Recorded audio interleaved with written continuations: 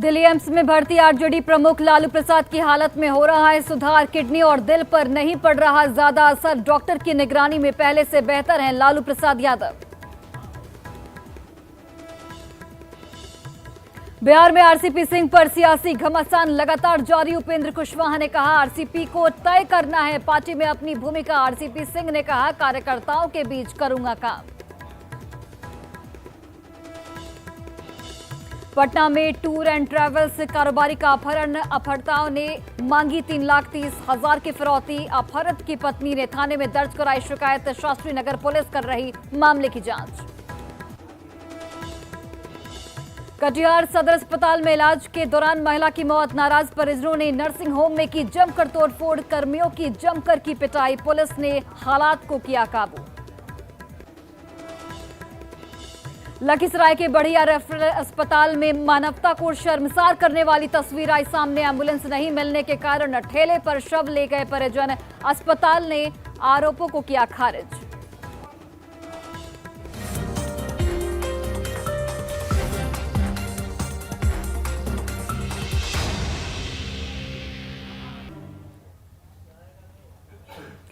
नमस्कार, स्वागत है आपका अपना बिहार के इस बुलेटिन में। आपके साथ मैं हूं सोनाली सिंह। बुलेटिन की शुरुआत इस वक्त की बड़ी खबर के साथ और सबसे पहले आपको लालू प्रसाद की तबीयत पर ताजा अपडेट देते चले। दिल्ली एम्स में भर्ती आरजेडी प्रमुख लालू प्रसाद यादव की हालत फिलहाल स्थिर बनी हुई है। उनकी हालत में फिलहाल सुधार हो रहा है। उनकी स्थिति पहले से बेहतर है। एम्स में किडनी रोग, ऑर्थो और कार्डियक विभाग के डॉक्टर मिलकर लालू प्रसाद यादव का इस वक्त इलाज कर रहे हैं। मल्टीपल फ्रैक्चर आने के बाद उनकी किडनी और दिल पर ज्यादा असर नहीं पड़ा है। हालांकि उन्हें पहले से किडनी, दिल, ब्लड प्रेशर और डायबिटीज संबंधित शिकायत है, इसलिए सभी डॉक्टर निगरानी उन पर खास तौर पर रख रहे हैं। तो लालू प्रसाद की सेहत में धीरे धीरे सुधार हो रहा है। ताज़ा तस्वीरें आपको टीवी स्क्रीन पर दिखा रहे हैं, जहां पर लालू प्रसाद यादव पहले से काफ़ी बेहतर हालत में दिख रहे हैं, बेहतर स्थिति में दिख रहे हैं। और कहीं ना कहीं जो लोग दुआएं मांग रहे थे उसका असर भी यहाँ पर साफ तौर पर दिख रहा है। लालू प्रसाद की स्थिति पहले से बेहतर हो रही है। फ्रैक्चर की वजह से किडनी और हार्ट पर ज़्यादा असर नहीं पड़ा है, जो कि राहत भरी बात है। और तबियत में लगातार इस वक्त सुधार देखा जा रहा है। लालू यादव की तबीयत में काफी सुधार हो रहा है। उनका इलाज एम्स में लगातार जारी है और कल से लेकर अब तक उनकी तबीयत में काफी सुधार आया है। इसकी जानकारी उनके बेटे तेजस्वी यादव ने एक ट्वीट के जरिए दी है। उन्होंने लोगों से ये अपील भी की है कि किसी भी तरह की अफवाह ना फैलाएं और पहले से जो है उनकी तबीयत में सुधार आ रहा है और पूरी टीम जो है वो उनकी निगरानी कर रही है। इस वक्त एम के कार्डियो, किडनी रोग के जो डॉक्टर्स हैं, नेफ्रोलॉजी डिपार्टमेंट है, वो सब उनका जो है वो ख्याल रख रहा है, क्योंकि उनके साथ एक किडनी की भी समस्या है, शुगर भी जो है वो ऊपर नीचे हो रही है। लेकिन हालांकि अभी जिस चलते उनको पटना से यहाँ शिफ्ट किया गया था उसमें काफी सुधार आया है। और एम्स के डॉक्टर ही इस बात की परमिशन देंगे कि उन्हें आगे जो है किडनी ट्रांसप्लांट के लिए विदेश भेजना है या नहीं, क्योंकि अभी जिस तरीके से उनको 3 मल्टीपल फ्रैक्चर्स हुए हैं जिसके चलते उनका मूवमेंट नहीं हो रहा है। हालांकि इतना सुधार है कि उन्होंने थोड़ी बात भी की है, खाना भी खाया है, लेकिन अभी मूवमेंट नहीं है, क्योंकि उनके पैर में जो है फ्रैक्चर है और कमर में भी उनको एक फ्रैक्चर है। तो मल्टीपल फ्रैक्चर्स की वजह से उनका मूवमेंट नहीं हो पा रहा है, लेकिन उनकी स्थिति पहले से अच्छी है और डॉक्टर्स की वो निगरानी में है। तो कल उनका चेकअप हुआ था और उसके बाद फैमिली का रुख सामने आया कि उनकी जो तबीयत है वो बेहतर है और लोगों की भी जो है लगातार दुआएं साथ चल रही हैं। और उसको लेकर उन्होंने कहा कि आप सब जो हैं दुआएं कर रहे हैं, वो रंग ला रही है और स्वास्थ्य जो है वो बेहतर हो गया है। तो कैमरामैन प्रकाश के साथ फराह खान, न्यूज़ 18 दिल्ली। और सीधे आपको लिए चलते हैं दिल्ली एम्स, जहां पर हमारी सहयोगी फराह खान इस वक्त हमारे साथ लाइव जुड़ गई हैं। फराह, क्या कुछ ताज़ा अपडेट है आपके पास लालू प्रसाद की सेहत को लेकर? चूंकि जो तस्वीर हमारे पास सामने आई है उसके हिसाब से लालू प्रसाद की सेहत पहले से काफी अच्छी नजर आ रही है। जी, जिस बेहतर इलाज के लिए उनको यहाँ एम्स लाया गया था वो इलाज एक बेहतर डायरेक्शन में ही जा रहा है। अभी कुछ देर पहले उनकी बेटी मीसा भारती ने एक ट्वीट कर जानकारी दी है कि एम्स के बेहतर इलाज की वजह से वो बिस्तर से उठकर बैठे हैं और सहारे लेकर जो है वो चल रहे हैं। तो मतलब मूवमेंट की भी शुरुआत हो गई है। ये काफी बड़ा जो है एक चेंज देखने को मिल रहा है और बहुत इम्प्रूवमेंट है, क्योंकि कल से ही फैमिली की तरफ से ये प्रतिक्रिया सामने आ रही है, ट्वीट आ रहे हैं। पहले तेजस्वी यादव ने बताया कि पहले से बहुत सुधार है, किसी भी र्यूमर पर ना जाएं, स्थिति बेहतर है। और वहीं अभी मीसा भारती ने भी ये साफ बताया है कि वो बिस्तर से उठकर हैं, बैठ गए हैं और वो मूवमेंट भी कर रहे हैं। वहीं यहाँ पर मैं आपको बता दूं कि जो उनके पुराने डॉक्टर्स हैं, डॉक्टर भूमिक जो नेफ्रोलॉजी डिपार्टमेंट के हैं, वो लगातार उन पर निगरानी बना रहे हैं। 3 डॉक्टर्स, चाहे वो किडनी रोग की बात की जाए, कार्डियोलॉजी की बात की जाए, सारे और नेफ्रोलॉजी, ये सारे 3 डिपार्टमेंट्स हैं, लगातार उनका जो है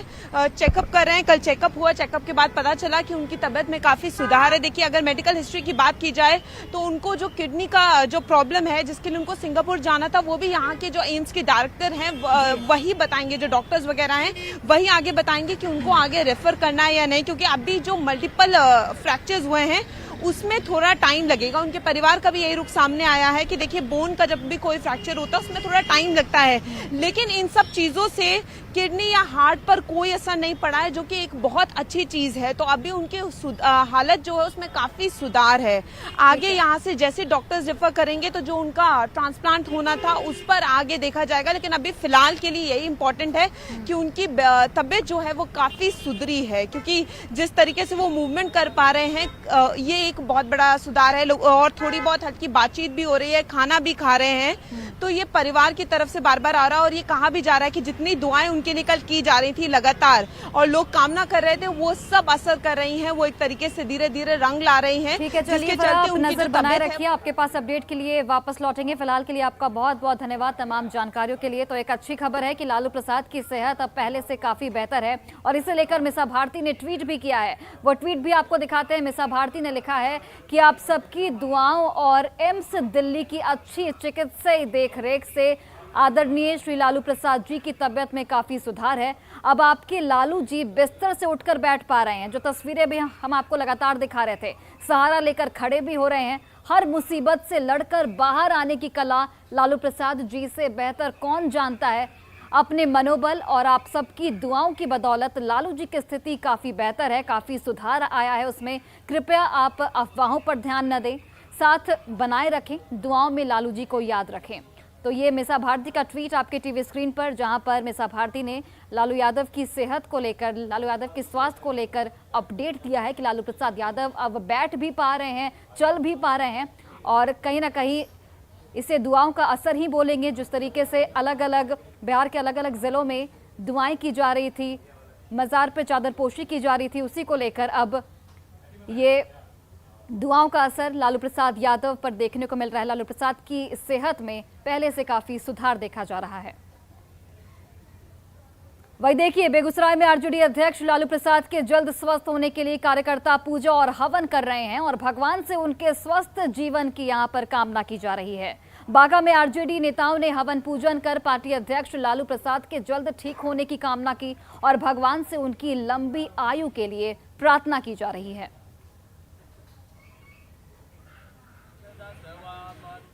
और आरजेडी प्रमुख लालू प्रसाद की सलामती के लिए पूजा पाठ और हवन का दौर लगातार जारी है। आज सोनपुर के हरिहर नाथ मंदिर में सुबह से ही आरजेडी विधायक डॉक्टर मुकेश रोशन समेत आरजेडी के कई नेता और कार्यकर्ता पूजा पाठ और हवन के साथ महामृत्युंजय जाप कर रहे हैं।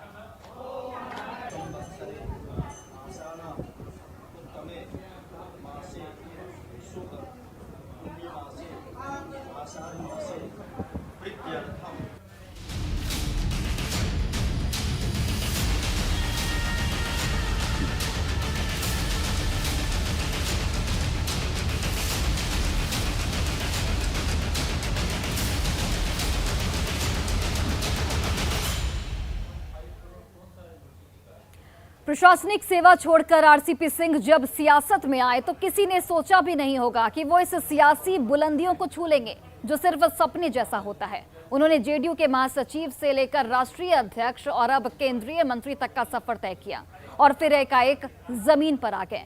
आरसीपी सिंह के सियासी पराभव के दौरान जेडीयू का जो चेहरा सबसे ज्यादा मुखर रहा वो है उपेंद्र कुशवाहा।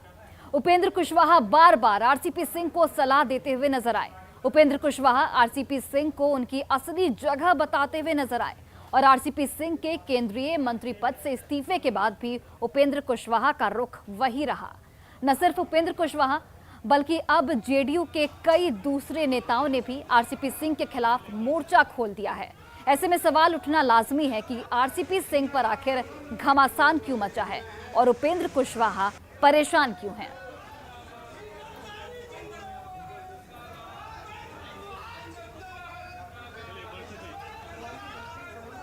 तो आरसीपी सिंह को लेकर जेडीयू में लगातार घमासान मचा है। जेडीयू के तमाम नेता अब मुखर होकर आरसीपी सिंह को निशाने पर ले रहे हैं। उपेंद्र कुशवाहा शुरुआत से ही आरसीपी सिंह को लेकर तमाम तरह के बयान देते रहे हैं और अब जेडीयू के बड़े नेता भी इस तरीके के बयान आरसीपी सिंह के खिलाफ दिए जा रहे हैं। और देखिए, जेडीयू ने चाहा तो आरसीपी सिंह ने केंद्रीय मंत्री पद छोड़ दिया। आरसीपी सिंह दिल्ली छोड़कर बिहार आ गए, लेकिन आरसीपी सिंह के नाम पर सियासी घमासान थमने का इस वक्त नाम नहीं ले रहा है। ऐसा लगता है कि आरसीपी सिंह के नाम पर अब भी जेडीयू में खलबली मची हुई है।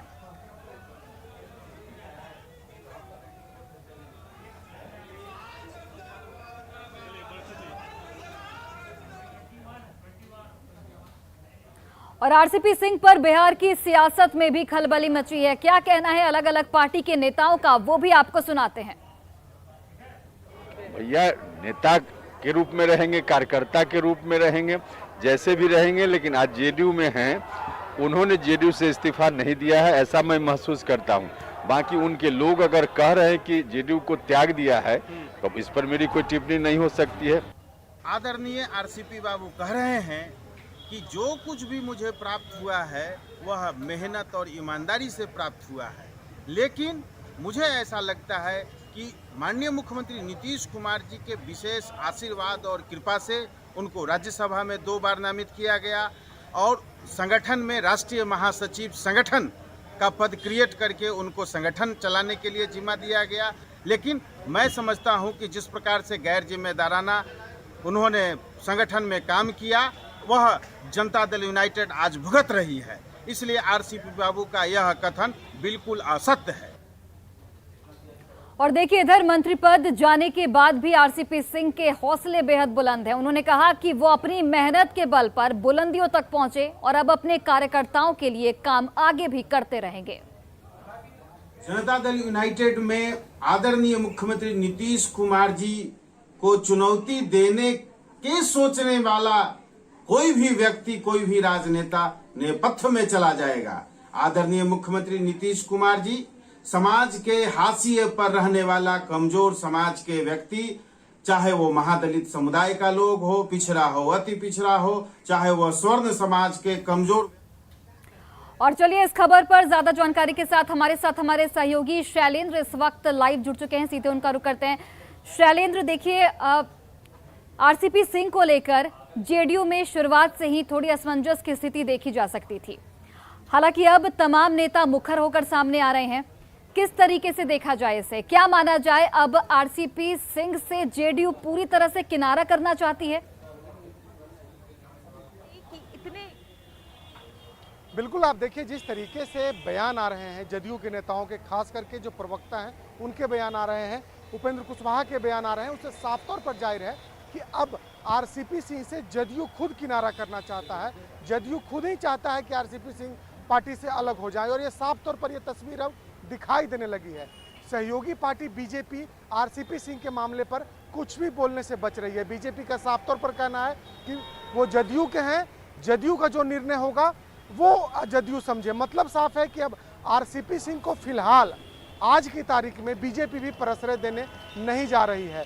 ऐसे में सवाल ये है कि आखिर ऐसी नौबत क्यों आई और जिस तरीके से जो घमासान आरसीपी सिंह को लेकर के बिहार के सियासत में मची है वो सिर्फ और सिर्फ इस कारण लेकर के मची है कि कल तक जदयू के बड़े नेता थे और आज आखिर ऐसी कौन सी बात हो गई कि नीतीश कुमार और जदयू आरसीपी सिंह को निपटाने में लगे हैं। आखिर ऐसी वजह कौन सी है कि इस्तीफा देने के बाद जब आरसीपी सिंह पटना आते हों तो वो कहीं ना कहीं जो निर्णय है, पार्टी का निर्णय है, उस पर सवाल खड़े कर रहे हैं। तो ये सवाल इसलिए उठ रहा है और घमासान भी बिहार की सियासत में इसीलिए मचा हुआ है कि आखिर आरसीपी सिंह के साथ ऐसा क्यों हुआ। और दूसरी ओर सवाल ये भी उठ रहे हैं कि अब आगे आरसीपी सिंह का कदम क्या होगा। जिस तरीके से कल उन्होंने कहा, बहुत ही महत्वपूर्ण बात कही कि वो अपने लोगों से मिलेंगे, अपने जो समर्थक हैं, जो चाहने वाले हैं, उनसे बातचीत करेंगे। हालांकि देखिए एक चीज़ और साफ तौर पर तस्वीर दिखाई दे रही है। आरसीपी सिंह के साथ कल तक पार्टी के बड़ी संख्या में लोग मौजूद थे, लेकिन आज पार्टी में जो एक्टिव मेंबर हैं वो बहुत ही कम उनके साथ दिखाई पड़ रहे हैं। तो ऐसे परिस्थिति में कई कयास लगाए जा रहे हैं कि आरसीपी सिंह का अगला कदम क्या होगा। क्या वो जदयू से अलग होंगे, क्या उन्होंने कुछ नया प्लान किया। हालांकि खुलासा अभी तक किसी तरीके का कुछ नहीं हुआ है, लेकिन कुछ न कुछ प्लान आरसीपी सिंह ने जरूर बनाया है और इसी को लेकर के उन्होंने कहा है कि कल वो अपने पार्टी के नेताओं से मिलेंगे, बातचीत करेंगे और आगे की रणनीति तय करेंगे। मतलब साफ है कि जदयू में अब आरसीपी सिंह के लिए जगह शायद ही बची है, ये साफ तौर पर अब दिखाई पड़ रहा है और घमासान भी इसी को लेकर के मचा है कि आखिर। ठीक है, चलिए शैलेंद्र, बहुत बहुत धन्यवाद आपका इन तमाम जानकारियों के लिए। तो बिल्कुल जैसा कि शैलेंद्र भी बता रहे थे कि अब आरसीपी सिंह को लेकर जो जेडीयू का रुख है वो साफ तौर पर देखने को मिल रहा है। जेडीयू के तमाम नेता अब मुखर होकर आरसीपी सिंह के खिलाफ बयानबाजी कर रहे हैं और इधर मंत्री पद जाने के बाद भी, इन तमाम बयानबाजियों के बाद भी आरसीपी सिंह के हौसले बिल्कुल बुलंद हैं। उन्होंने कहा कि वो अपनी मेहनत के बल पर बुलंदियों तक पहुंचे और अब अपने कार्यकर्ताओं के लिए आगे भी काम करते रहेंगे। हमारे साथ क्या कोई धोखा करेगा जी? मेरे साथ क्या कोई धोखा करेगा? मैं देखिए, आप मैंने बताया ना कि भाई मैंने अपने परिश्रम से, मैंने अपनी ताकत से अपनी एक पहचान बनाई है और वो पहचान और बढ़ेगा, क्योंकि मेरे में जो आत्मविश्वास है और मेरे में जो सकारात्मक सोच है और जो ऊर्जा है, उसमें कोई कमी आने वाली है। मेरी किसी से कोई नाराजगी नहीं है और मेरे जितने साथी हैं सब लोगों ने भैया इस पार्टी के निर्माण करने में, इस पार्टी को मजबूत करने में और बूथ स्तर से लेकर करके राष्ट्रीय स्तर तक काम करने में महत्वपूर्ण भूमिका निभाई है और मेरे कोई भी साथी हैं वो नाराज नहीं है।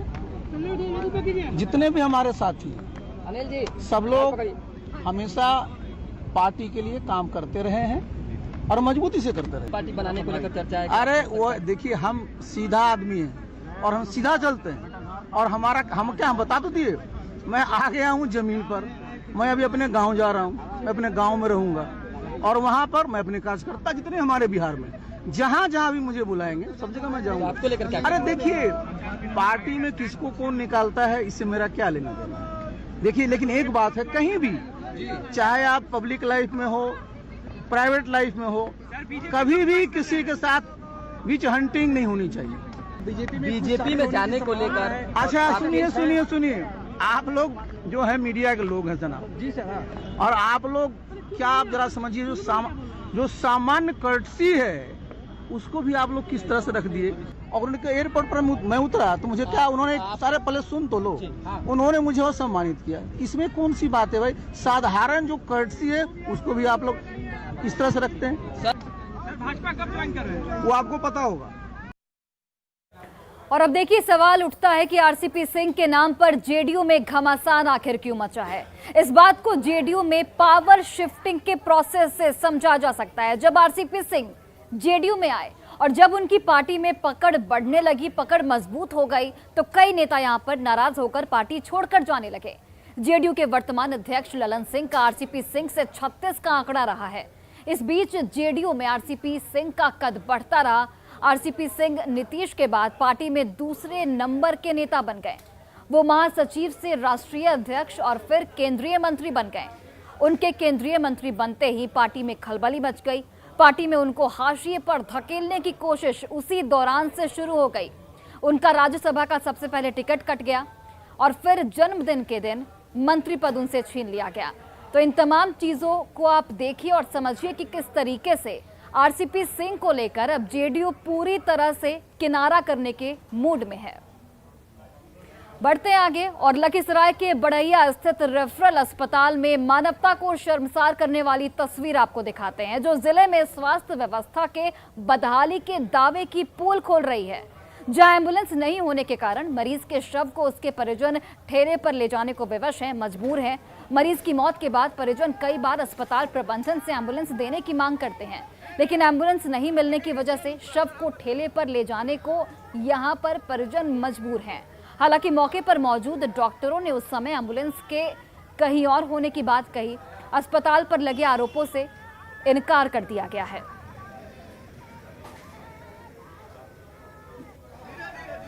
दो तस्वीरें आपकी टीवी स्क्रीन पर, जहां पर देखिए अस्पताल प्रबंधन की लापरवाही साफ तौर पर दिख रही है।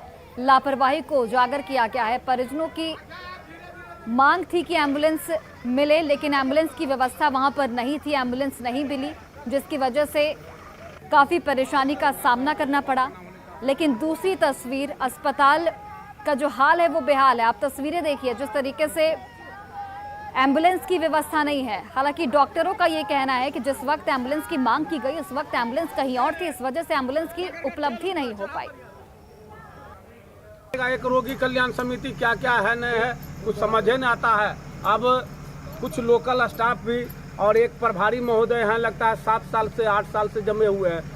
कोई व्यवस्था यहाँ समझिए कि सुधारने का वो नाम ही नहीं लेते हैं। और उनका कहाँ से पैरवी है कि नहीं बदली होता है नहीं कुछ होता है। एम्बुलेंस है नहीं लाओ हम लोग, लेकिन MOIC से राय ले रहे हैं। इसमें MOIC के ऑर्डर की जरूरत है, क्योंकि इसके लिए मोर्चरी भान होता है। व्यवस्था जरूर हॉस्पिटल को करना चाहिए, तो माथा पर लेके जाएगा नहीं। फिर सर ये व्यवस्था करने में 1 घंटा का अंतराल क्यों होता है सर? नहीं हुआ, 1 घंटा हुआ, फिर भी हुआ। अच्छा ठीक है। और बिहार में मानसून कमजोर पड़ जाने की वजह से अधिकतम तापमान बढ़कर 37.4 डिग्री तक पहुंच चुका है, जिससे उमस भरी गर्मी से लोगों का हाल बिल्कुल बेहाल है। मौसम विभाग की अगर माने तो अगले 24 घंटे में दक्षिणी मध्य को छोड़कर बाकी सभी जगहों पर हल्की से मध्यम बारिश की संभावना है, जिसके बाद गर्मी से लोगों को राहत मिलने की उम्मीद है। ज्यादा जानकारी दे रहे हैं हमारे सहयोगी रजनीश कुमार। बिहार में मानसून पूरी तरह से कमजोर पड़ चुका है और बारिश नहीं होने की वजह से उमस भरी गर्मी से लोगों का हाल बेहाल है। पिछले 36 घंटे पहले अररिया, फारबिसगंज, भागलपुर समेत कुल 7 जिलों में हल्की बारिश दर्ज की गई थी। उसके बाद मानसून पूरी तरह से कमजोर पड़ चुका है और कहीं भी बारिश नहीं हुई है। हालांकि मौसम विभाग का पूर्वानुमान है कि अहमदाबाद होते हुए पश्चिम बंगाल की खाड़ी तक एक ट्रफ रेखा गुजर रही है, जिसके बाद ये पूर्वानुमान लगाया गया है कि अगले 24 घंटे में राज्य के दक्षिणी पूर्वी इलाके को छोड़कर सभी जगहों पर हल्की से लेकर मध्यम बारिश का पूर्वानुमान है। जिसके बाद जो अधिकतम तापमान है, जो फिलहाल 37.4 डिग्री तक पहुंच चुका है, उसमें कमी आने की संभावना है। साथ ही लोगों को गर्मी से भी राहत मिलने की उम्मीद है। जाहिर है पिछले 4 दिनों से जिस तरह से मानसून जो है वो कमजोर पड़ता जा रहा है, ऐसे में लोग जो है परेशान दिख रहे हैं और अस्पतालों में भी जो वायरल फीवर के मरीज हैं, वायरल डिजीज के मरीज हैं, उनकी संख्या में भी तेजी से इजाफा देखने को मिल रहा है। रजनीश कुमार, न्यूज़ 18 पटना। और फिलहाल इस बुलेटिन में बस इतना ही। आप देखते रहिए न्यूज़ 18 बिहार झारखंड।